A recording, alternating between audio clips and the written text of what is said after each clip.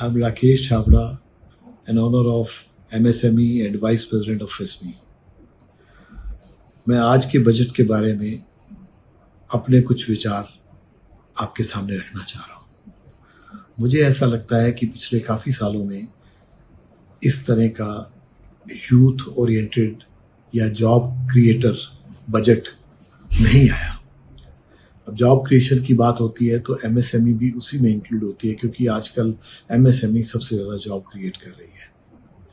इसलिए MSME के लिए भी इसमें कुछ अच्छी घोषणाएं हैं। पहले हम यूथ की बात करते हैं। सबसे पहले गवर्नमेंट ने 2 लाख करोड़ रुपए रखे हैं अगले 4 साल के लिए स्किल डेवलपमेंट के लिए। दूसरा, जो भी पहली बार जॉब में जाएगा उसकी यूथ की 15,000 रुपए तक की सैलरी सरकार अपने से देगी। तीसरा, एक इंटर्नशिप स्कीम गवर्नमेंट लेके आ रही है जिसमें इंडिया की टॉप 500 इंडस्ट्रीज में 20 लाख बच्चों को हर साल इंटर्नशिप कराई जाएगी और उसका स्टाइफंड 5,000 रुपए पर मंथ के हिसाब से 1 साल के लिए सरकार देगी। वन टाइम 6,000 रुपए भी उसको ज्वाइनिंग के लिए दिए जाएंगे। EPFO की स्कीम के अंतर्गत नए वर्कर्स के लिए आने वाले 4 सालों तक एम्प्लॉय और एम्प्लॉयर दोनों का शेयर सरकार द्वारा जमा कराया जाएगा।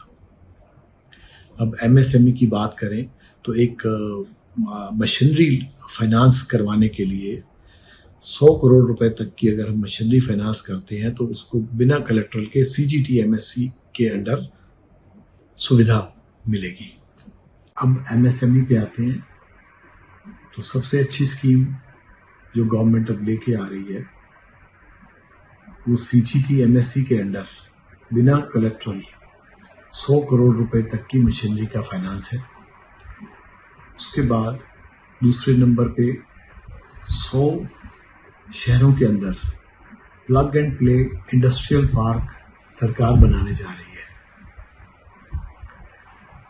ट्रेड्स प्लेटफॉर्म पे जहाँ पे कंपनी की रजिस्ट्रेशन टर्नओवर के हिसाब से होती है उसको कम करके 500 करोड़ से 250 करोड़ रुपए कर दिया गया है। NPAs या हम कहें SMAs, LLP की क्लोजर, इंसॉल्वेंसी, इन सब चीज़ों के रूल्स को भी आसान करने की बात कही गई है। लेबर ओरिएंटेड जितनी इंडस्ट्रीज हैं उसमें कस्टम ड्यूटीज़ को भी कम करने की बात कही है, जैसे मोबाइल फ़ोन एक्सेसरीज और पार्ट्स हैं, सोलर एनर्जी के कैपिटल गुड्स हैं, लेदर, गारमेंट्स और टेक्सटाइल इंडस्ट्री की मशीनरी है। इन सब पे कस्टम ड्यूटीज़ को रिड्यूस करने की बात की गई है। सस्टेनेबिलिटी की बात करें तो उसमें जैसे इंडिया में नियरली 240 इंडस्ट्री क्लस्टर्स हैं, उसमें से 60 क्लस्टर्स को इस साल एनर्जी एफिशिएंसी और सस्टेनेबिलिटी के लिए गवर्नमेंट फाइनेंशियल असिस्टेंस प्रोवाइड करेगी। अगले साल के लिए इस टारगेट को बढ़ा के 100 किया जाएगा।